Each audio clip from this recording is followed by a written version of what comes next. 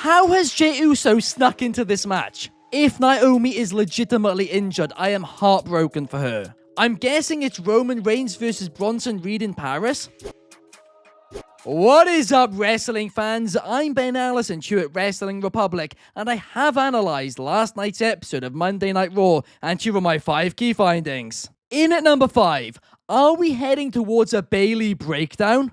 We've seen her as a pure babyface, we've seen her as a typical heel, but we've never seen a crazy Bayley, we've never seen a psychotic Bayley, and honestly, I am here for this. It's something new for her, and that promo, that vignette last night, was absolutely exceptional. And yes, this term is overused massively, but it was absolute cinema. Honestly, at this point, that term does just feel a little bit cringe to say. But I've been saying since last year that Bayley's face turn kind of just isn't clicking for me. It kind of feels like she's just being her heel character, but just now being a good person.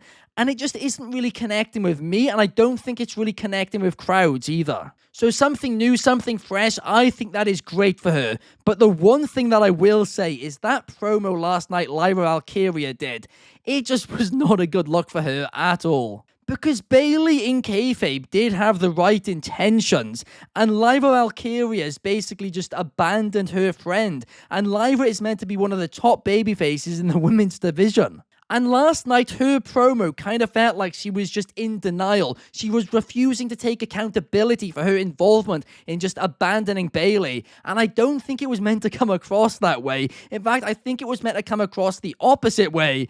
But I don't know. I think fans might start to turn on her. In at number 4, I'm guessing it's Roman Reigns versus Bronson Reed at Clash in Paris. Roman Reigns is advertised for next week's Raw, so surely he is doing something in Paris. I'd be stunned if he wasn't. Why would they just bring him back for 1 week before he goes again? It would make no sense. And obviously, he isn't involved in that world title match, a match which I think a lot of people thought he was going to be involved in. So I'm guessing he must just be more focused on getting his shoes back. And you know, my logic would be, if you lose your shoes, win a world title and you can buy even more shoes. But I guess those shoes must mean a lot to Roman Reigns, and that's clearly his focus right now. I mean, I think the reason they're doing this is because Roman Reigns has taken a couple back-to-back losses, so they want to give him a bit of a big win now, and that makes sense, and I'm really thrilled for Bronson Reed as well, because even in a loss, when you're in a big match against Roman Reigns on a premium live event, that is a big deal. Your stock is going to get elevated significantly. In at number 3, why have WWE started doing so many DQs again?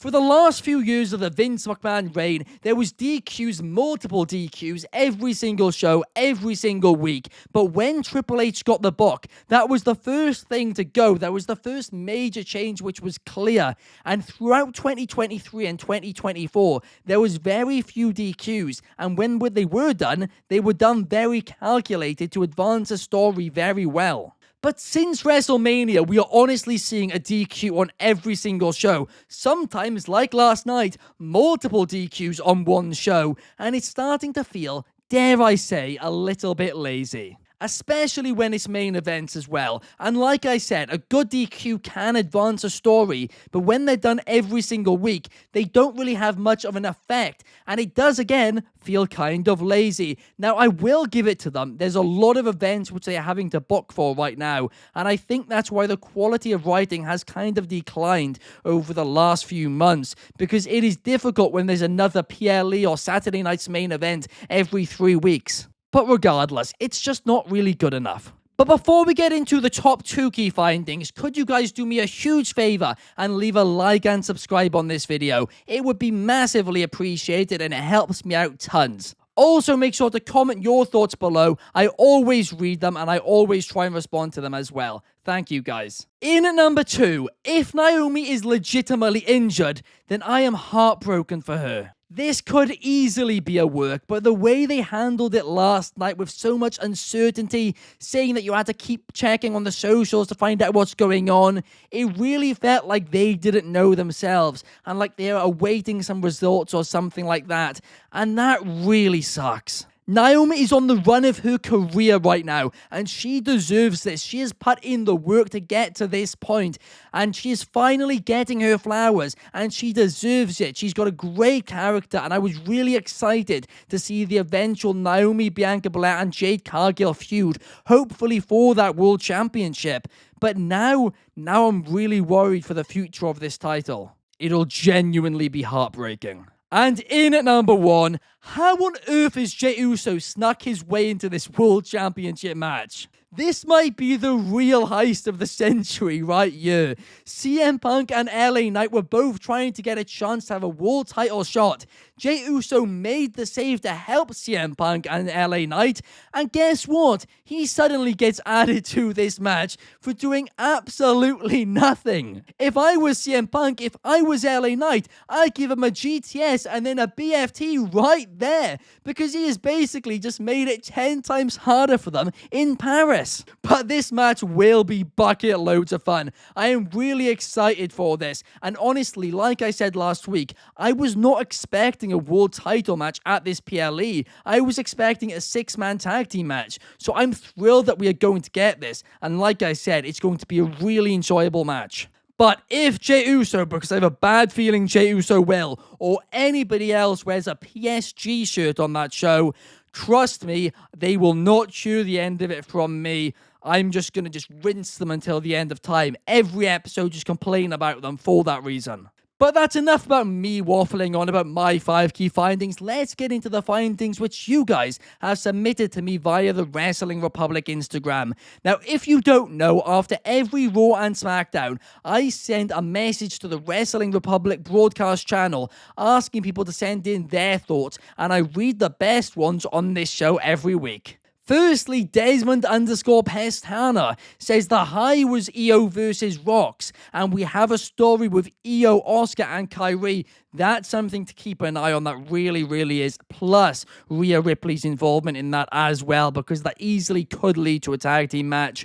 But the low was the MFT interference during Sami and Rusev. Again, completely agree on that point, and another DQ finish then in the main event as well. Up next, Jose99 saying the highs were the opening promo, AJ and Dragon versus Dom and Americano, and Io versus Roxanne.